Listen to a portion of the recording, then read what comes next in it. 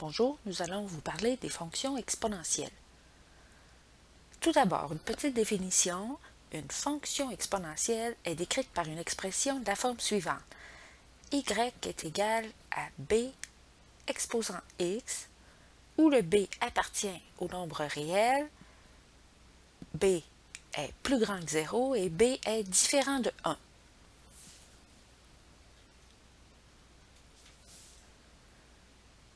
b est la base et x est l'exposant.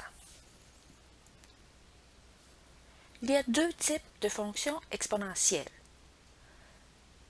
Il y a les fonctions exponentielles dont la base est plus grande que 1. Ce sont des fonctions qui sont croissantes. Nous vous en mettons un graphique ici. Il y a également les fonctions exponentielles dont la base est plus grande que 0, mais plus petite que 1. Ce sont des fonctions qui sont décroissantes. Voici un exemple de graphique de fonction exponentielle décroissante. Pourquoi préciser que la base doit être supérieure à 0 et différente de 1? Si on regarde les fonctions f de x égale 1 exposant x et g de x égale 0 exposant x, 1 exposant x donnera toujours 1 et 0 exposant x donnera toujours 0. Les fonctions f de x égale 1 et g de x égale 0 sont des droites. Ce ne sont certainement pas des fonctions exponentielles. De plus, observons l'expression y égale moins 2 exposant x. Tout d'abord, notons que la base est moins 2 à cause des parenthèses. Cette expression n'est pas définie pour plusieurs valeurs réelles de x. Par exemple, si on avait x égale 1 demi, moins 2 exposant 1 demi serait écrit avec une racine carrée de moins 2. Et racine carrée de moins 2 n'est pas définie. Il n'y a pas de réponse réelle à cette racine. On veut s'intéresser aux fonctions exponentielles qui sont définies pour tout x appartenant à R. Pour cette raison, on demande que la base soit positive. B doit être supérieur à 0.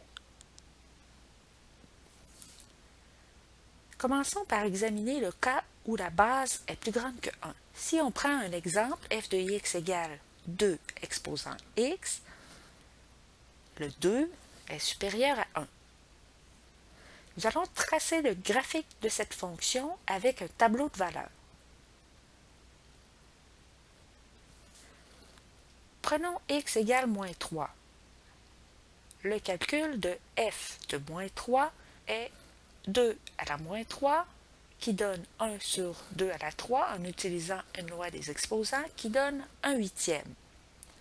Nous avons placé le point dans le graphique de droite. De la même façon, on calcule f de moins 2 qui donne 2 à la moins 2 qui est égal à 1 sur 2 à la 2 qui est un quart. F de moins 1 donne 2 à la moins 1 qui donne 1 sur 2 à la 1 qui est un demi. F de 0 donne 2 à la 0. Tout nombre exposant 0 donne 1. F de 1 donne 2 à la 1 qui donne 2. F de 2 donne 2 à la 2 qui donne 4. F de 3 donne 2 à la 3 qui donne 8. Nous relions les points par une ligne pour bien voir notre courbe et on a la forme caractéristique d'une fonction exponentielle de base plus grande que 1. C'est une fonction qui est croissante. Il est à remarquer que plus on va vers la gauche sur notre axe des x, plus notre courbe se rapproche de l'axe des x. Mais on n'atteindra jamais l'axe des x parce qu'il n'est pas possible d'obtenir 0 en faisant 2 exposant quelque chose. Prenons maintenant le cas où le b est plus grand que 0 mais plus petit que 1. Un exemple, g de x égale 1 demi exposant x. 1 demi est bien un nombre qui est compris entre 0 et 1. Nous allons tracer le graphique de cette fonction avec un tableau de valeurs, encore une fois. F de moins 3 donne 1 demi à la moins 3. On peut distribuer le moins 3 sur le numérateur et le dénominateur. Au numérateur, 1 exposant moins 3 donne 1. Au dénominateur, on a 2 à la moins 3. 1 sur 2 à la moins 3 se réécrit 2 à la 3 en utilisant une loi des exposants et on obtient 8. Nous avons placé le point moins 3, 8 dans le plan cartésien. F de moins 2 va donner 1 demi à la moins 2, qui donne 1 sur 2 à la moins 2, qui est égal à 2 à la 2, qui est égal à 4. De la même façon, on trouve que F de moins 1 donne 2, F de 0 donne 1 demi à la 0 qui donne 1, F de 1 donne 1 demi, F de 2 donne 1 demi au carré qui donne 1 quart, et F de 3 donne 1 demi exposant 3 qui donne 1 huitième. Remarquez qu'il est important lorsque vous avez une fraction comme base de la mettre entre parenthèses pour que l'exposant s'applique bien à toute la fraction.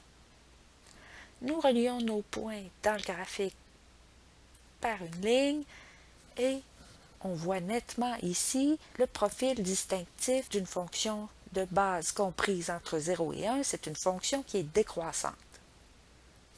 Nous allons regarder les caractéristiques des graphiques de y égale b à la x, des fonctions exponentielles. Nous avons placé à gauche les cas où la base est comprise entre 0 et 1 et à la droite les cas où la base est plus grande que 1. Commençons par les cas où la base est comprise entre 0 et 1. Si on observe le graphique, on se rend compte que tous les x des réels sont utilisés dans cette fonction exponentielle. Le domaine est donc R. En ce qui concerne l'image, on s'aperçoit que les y qui sont négatifs ne sont pas utilisés et la fonction ne touchera jamais non plus l'axe des x. Y égale 0 n'est pas non plus utilisé. L'image sera donc de 0 exclu à l'infini. Rappelons que l'ordonnée à l'origine est la valeur du y lorsque x vaut 0. Une autre façon de voir les choses est la valeur du y au point de rencontre avec l'axe des y. Ici, c'est y est égal à 1. On se rend compte que notre courbe se rapproche toujours de plus en plus de l'axe des x, mais qu'elle ne touche pas l'axe des x. Il n'y aura donc aucune abscisse à l'origine, aucun zéro. La courbe est décroissante sur tous les réels. Il n'y a pas de maximum parce que la courbe monte toujours vers la gauche et il n'y a pas de minimum non plus parce que la courbe s'approche autant qu'on veut de l'axe des x sans jamais y toucher. Ce n'est donc pas possible de trouver une valeur minimale. Cette fonction est positive sur les réels. On parle ici d'asymptote. En fait, l'axe des x ici est une asymptote. Plus on se dirige vers la droite dans notre graphique, plus la courbe se rapproche de l'axe des x. Donc, plus on s'éloigne vers la droite, plus la distance entre la courbe et l'axe des x devient petite. À ce moment-là, ça veut dire que cette droite-là est une asymptote à la courbe. Donc, l'équation ici de l'axe des x est donnée par y égale 0. En ce qui concerne le graphique de droite, le cas où la base est plus grande que 1, le domaine est R également. Tous les x sont utilisés. L'image est identique à l'image de notre fonction à gauche. Seuls les R positifs sont utilisés. On dira donc que l'image est de 0 exclu à l'infini. L'ordonnée à l'origine est y égale 1, le y du point de rencontre avec l'axe des y. Il n'y a aucune abscisse à l'origine, puisque notre courbe ne coupe pas l'axe des x. La fonction est croissante sur les réels. Il n'y a pas d'extrémum ici non plus, pas de maximum, pas de minimum. La fonction est positive sur les réels. Et finalement, ici aussi, c'est l'axe des x qui est l'asymptote de la courbe. Plus on se dirige vers la gauche, plus on s'éloigne de l'origine vers la gauche, plus la distance entre la courbe et l'axe des x devient petite. L'axe des x est donc une asymptote à la courbe. L'équation de l'axe des x, nous l'avons vu voilà quelques instants, est y égale 0. Il y a une base particulière qui est souvent utilisée lorsque on veut modéliser mathématiquement un phénomène exponentiel. C'est la base E. E est un nombre qui est 2,7182818, etc. Il y a un nombre infini de décimales et il n'y a pas de période dans ces décimales. E, c'est une lettre. Mais il faut faire attention, bien qu'on emploie une lettre pour désigner ce nombre-là, ce n'est pas une variable. E représente toujours la même valeur. On appelle ce nombre aussi le nombre d'Euler. C'est un nombre irrationnel qui appartient à l'ensemble des nombres Q', comme pi. Nous vous dessinons ici le graphique de la fonction f de x égale e exposant x. Les caractéristiques de ce graphique-là sont les mêmes que celles vues lorsqu'on a fait le graphique de y égale 2 à la x, puisque la base est plus grande que 1. Entre autres, la courbe de e à la x passe par le point 0, 1, parce que e exposant 0 donne 1. Prenez le temps de faire l'exercice suivant. On vous demande ici de tracer sur un même plan cartésien les graphiques des fonctions f de x et g de x.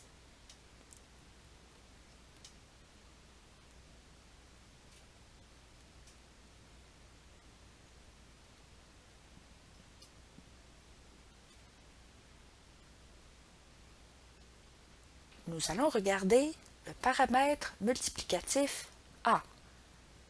Certaines fonctions exponentielles possèdent ce qu'on appelle un paramètre a. Alors, les fonctions sont de la forme y égale g de x égale a fois b à la x. On multiplie la base affectée de son exposant par une constante. Le a est un nombre réel. Si le a est différent de 0, on va obtenir la courbe qui représente la fonction g de x en multipliant par a toutes les images de la courbe décrite par f de x. Donc, si on a les valeurs des images de f de x, il suffit de multiplier ces images-là par a. Si on a le graphique de la fonction f de x, on peut utiliser les images en regardant le graphique et prendre les y et les multiplier par a et on va être capable facilement de faire le graphique de g de x sans avoir besoin de tout recalculer à partir du départ. Voici un exemple. Nous avons f de x égale 2 exposant x et on veut obtenir la courbe de g de x égale 3 fois 2 à la x. Nous allons commencer par remplir la colonne de f de x égale 2 à la x. f de moins 2 donne 2 à la moins 2 qui donne un quart. f de moins 1 donne 2 à la moins 1 qui donne un demi. f de 0 donne 2 à la 0 qui donne 1. f de 1 donne 2 à la 1 qui donne 2. Et f de 2 égale 2 à la 2 qui donne 4. Lorsqu'on va vouloir remplir la colonne de g de x égale 3 fois 2 à la x. 2 à la x a déjà été calculé dans la colonne de gauche. Ce sont les nombres en bleu. Il suffit de multiplier ces valeurs de y par 3.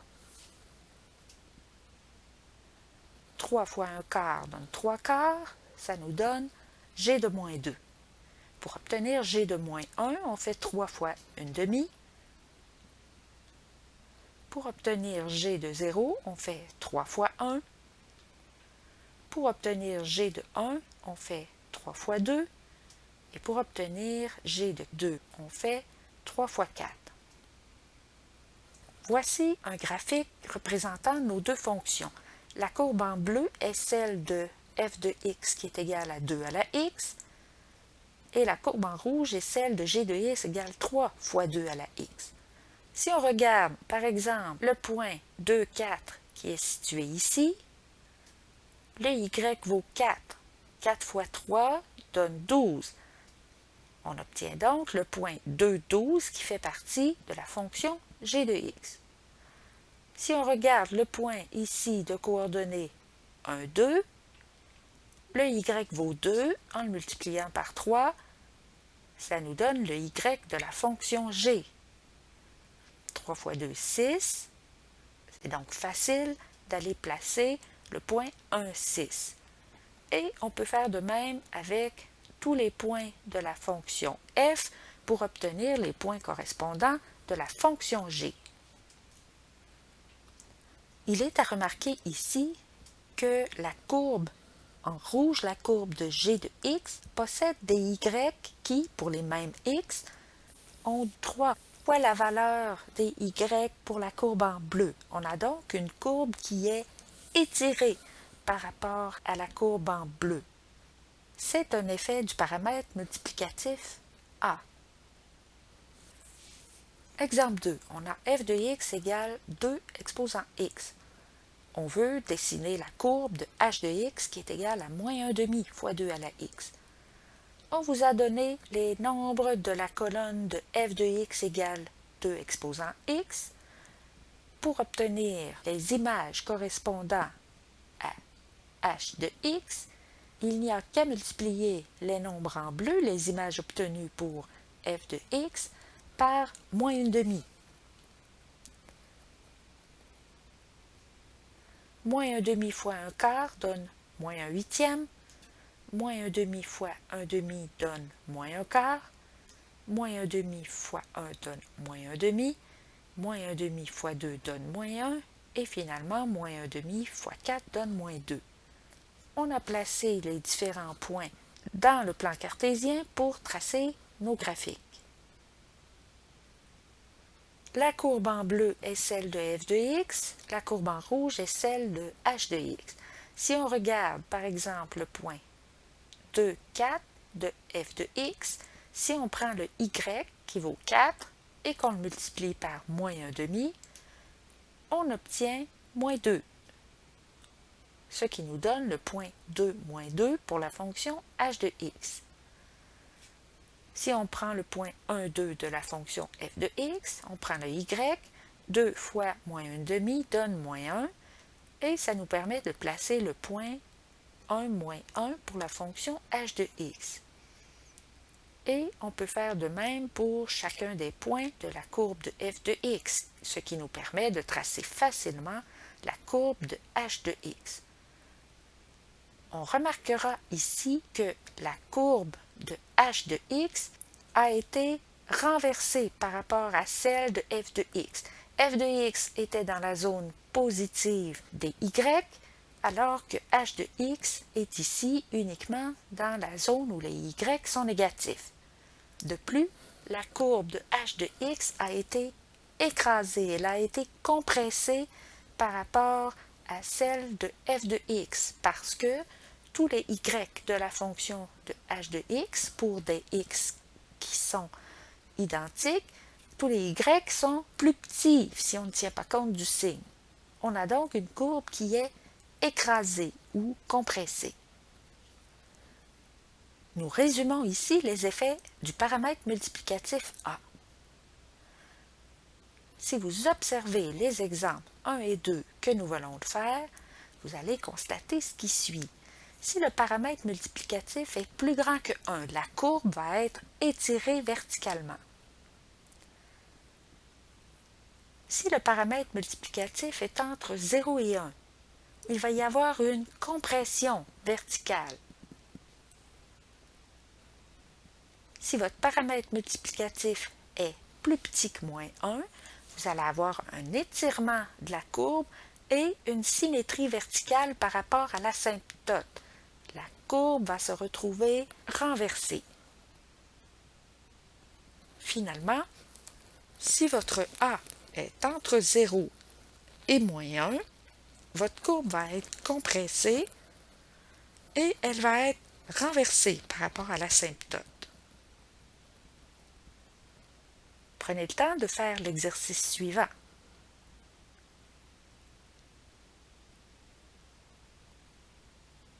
En fait, ici, vous n'avez même pas à calculer les valeurs de g de x et de h de x, puisqu'on vous donne un graphique. Vous n'avez qu'à regarder les coordonnées des points de f de x et appliquer l'effet du paramètre a. En ce qui concerne g de x, chaque y de la fonction f de x sera divisé par 2. Pour la fonction h de x, chaque y de la fonction f de x sera multiplié par moins 1,5. Ici, puisque le paramètre est négatif, nous allons avoir un renversement par rapport à l'axe des x.